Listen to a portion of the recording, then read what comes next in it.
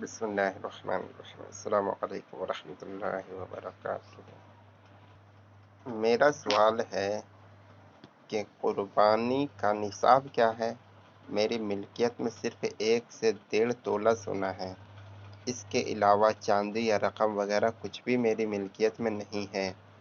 یہاں تک کہ روزمرہ کے اخراجات کے لیے بھی پیسے نہیں ہیں۔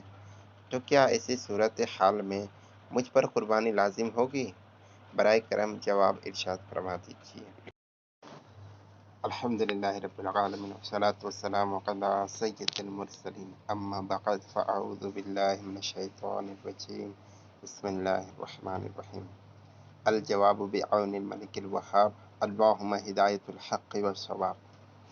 جس شخص کے ملکیت میں 7.5 تولہ سونا یا 52.5 تولہ چاندی ہو، یا سونا چاندی نصاب سے کم ہو لیکن جس قدر ہیں ان دونوں کو ملا کر، یا سونے یا چاندی کو کسی دوسرے مال کے ساتھ ملا کر ان دونوں کی مجموعی قیمت عید الاضحیٰ یعنی بقرعید کے ایام میں 52.5 تولہ چاندی کی قیمت کے برابر ہو۔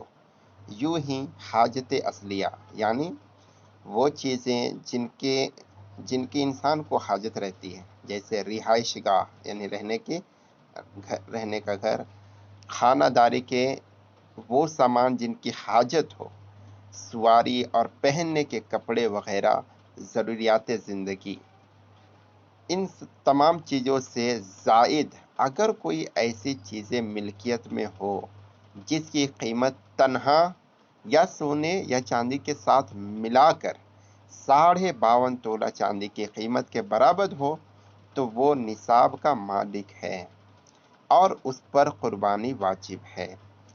لہٰذا پوچھی گئی صورت میں آپ پر قربانی لازم نہیں ہوگی، کیونکہ آپ کے پاس صرف سونا ہی ہے، ساتھ چاندی، رقم، پرائز بانڈز یا کوئی ایسا مال نہیں ہے جس کے ساتھ مل کر مجموعی قیمت 52.5 تولے چاندی کے برابر ہو۔ قربانی واجب ہونے کے نصاب کے متعلق بدائع الصانع میں ہے۔ قربانی میں مالداری کا اعتبار ہونا ضروری ہے، اور وہ یہ ہے کہ اس کی ملکیت میں 200 درہم 52.5 تولہ چاندی یا 20 دینار 7.5 تولہ سونا ہو، یا رہائش، خانہ داری کے سامان، کپڑے، خادم، گھوڑا، ہتھیار اور وہ اشیاء جن کے بغیر گزارا نہ ہو، ان کے علاوہ کوئی ایسی چیز ہو جو اس 200 درہم یا 20 دینار کی قیمت کو پہنچتی ہو، اور یہی صدقہ فطر کا نصاب ہے۔ سونے کو چاندی کے ساتھ ملانے سے متعلق تبیین الحقائق میں ہے۔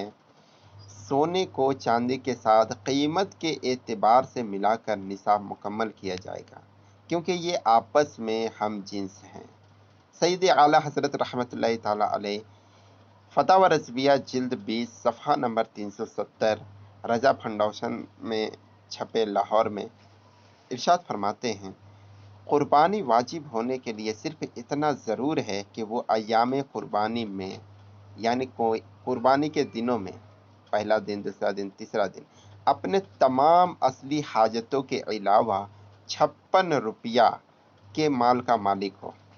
یاد رکھیے، اعلیٰ حضرت علیہ رحمہ کے دور میں رائج چاندی کا نصاب اتنا ہی مال تھا، چاہے وہ مال نقد ہو یا بیل، بھینس یا کاشتکار کے ہل بیل اس کی حاجت اصلیہ میں داخل میں ہے، ان کا شمار نہ ہوگا۔ آگے صدر شریعہ مفتی امجد علی اعظمی رحمۃ اللہ تعالی علیہ بہار شریعت میں فرماتے ہیں، جو شخص 200 درہم یا 20 دینار کا مالک ہو، یا حاجت کے سوا کسی ایسی چیز کا مالک ہو جس کی قیمت 200 درہم ہو، وہ غنی ہے، اس پر قربانی واجب ہے۔ حاجت سے مراد رہنے کا مکان اور خانہ داری کے سامان جن کی حاجت ہو، اور سواری کا جانور اور خادم اور پہننے کے کپڑے۔ ان کے سوا جو چیزیں ہوں وہ حاجت سے زائد ہیں۔ یہ بہار شریعت تیسری جلد صفحہ نمبر 333، مکتبۃ المدینہ کراچی۔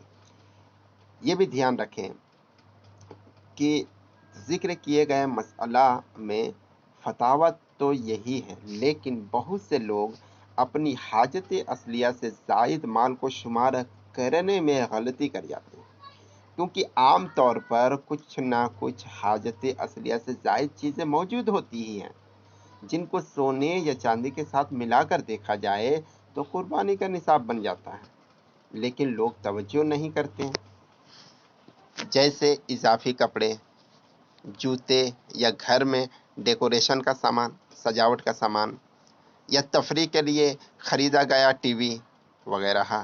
لہٰذا ان چیزوں کا ضرور خیال رکھا جائے اور کسی عالم دین سے مل کر معلومات کر لی جائے۔ واللہ عالم ورسولہ عالم، صلی اللہ تعالی علیہ وآلہ وسلم۔ صلو علی الحبیب صلی اللہ تعالی علی محمد صلی اللہ علیہ وآلہ وسلم۔